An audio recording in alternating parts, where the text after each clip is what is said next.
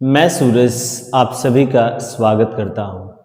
आज के सेशन में मैं क्लास 9th के ज्योग्राफी का जो थर्ड चैप्टर है उसका जो फर्स्ट टॉपिक है ड्रेनेज सिस्टम इन इंडिया उसके बारे में बताऊंगा, जिसमें दो टॉपिक महत्वपूर्ण है। पहला है हिमालयन रिवर्स और दूसरा है पेनिनसुलर रिवर। क्योंकि जो भी भारत में नदियाँ हैं उनको कहीं ना कहीं जो रिलीफ फीचर्स हैं उसके आधार पर जो भारतीय नदियां हैं उनको दो समूहों में बांटा गया है, जिसको हम लोग बोलते हैं पहली जो पहली प्रकार की जो नदियां हैं उसमें समांतर हिमालयन रिवर्स है।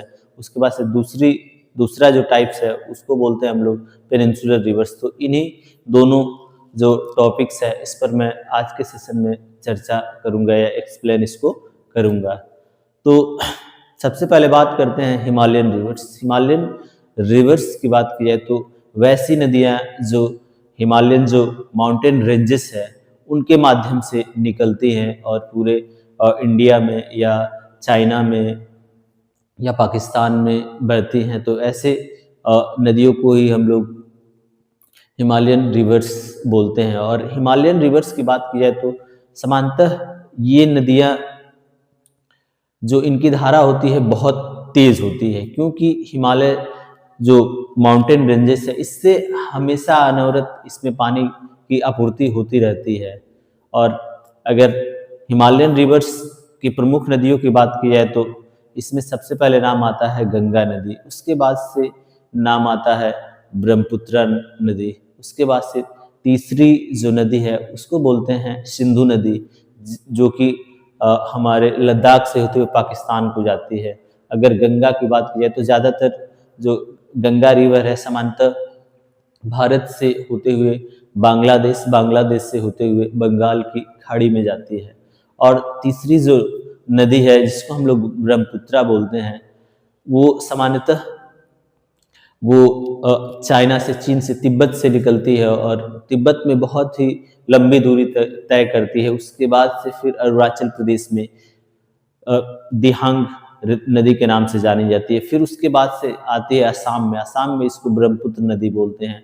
फिर ये जाती है आपका बांग्लादेश, तो बांग्लादेश में सामान्यतः इसको जमुना नदी बोला जाता है। और ये गंगा से जैसे ही मिलती है तो इसका नेम पद्म मेघना हो जाता है और अंततः यह बे ऑफ बंगाल की खाड़ी में मिल जाती है। और जब बे ऑफ बंगाल की खाड़ी मिलती है उससे पहले गंगा और जो ब्रह्मपुत्र नदी है ये डेल्टा बनाती है। तो ये रहा जो माउंटेन जो रिवर्स हैं या हिमालयन रिवर्स है उसके बारे में। इसमें समांतर प्रमुख 3 नदियां रही, पहला गंगा, दूसरा ब्रह्मपुत्र और तीसरा इंडस रिवर। अगर इंडस रिवर की बात की जाए तो आप देखोगे कि ये भारत के सिर्फ और सिर्फ एक केंद्र शासित प्रदेश लद्दाख से होकर गुजरती है और यह पाकिस्तान के विभिन्न प्रांतों जैसे कि सिंध, पंजाब, इन राज्यों से होते हुए यह अरेबियन सी में गिरती है। अब बात करते हैं साउथ इंडियन रिवर्स यानी पेनिनसुलर रिवर। पेनिनसुलर रिवर की बात की जाए तो समांतर पेनिनसुलर शब्द से हमें पता चलता है कि प्रायद्वीपीय भारत की बात की जाए तो पश्चिम में गुजरात से लेकर तमिलनाडु तक और पूरब में वेस्ट बंगाल से लेकर तमिलनाडु तक, ये तटीय जो भी ये पूरा जो नीचे वाला क्षेत्र है साउथ वाला, इसको हम लोग पेनिनसुलर रीजन ऑफ इंडिया बोलते हैं। और क्योंकि यह तीन तरफ से जल से घिरा हुआ है और इन क्षेत्रों में जो भी नदियां बहती है उनको हम लोग पेनिनसुलर रिवर बोलते हैं, प्रायद्वीपीय नदियां बोलते हैं।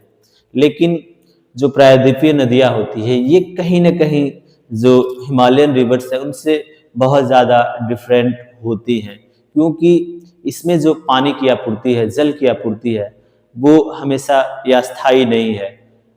क्योंकि जब बारिश होती है तब जाके ये नदियां संचालित होती हैं। जैसे ही अगर ज़्यादा मौसम या बारिश कम हुआ तो फिर ये नदियां सूख जाती है। ये सामान्यतः इसको सीजनल रिवर्स भी बोल सकते हैं। और इन नदियों का जो मतलब जलधारा है उसकी ज़्यादा कोई स्पीड नहीं होती और ये छोटी छोटी नदियां होती है, 700 किलोमीटर, 600 किलोमीटर और वैसे तो समान कृष्णा जो नदी है उसकी लंबाई अच्छी खासी है, जो 1400 किलोमीटर है।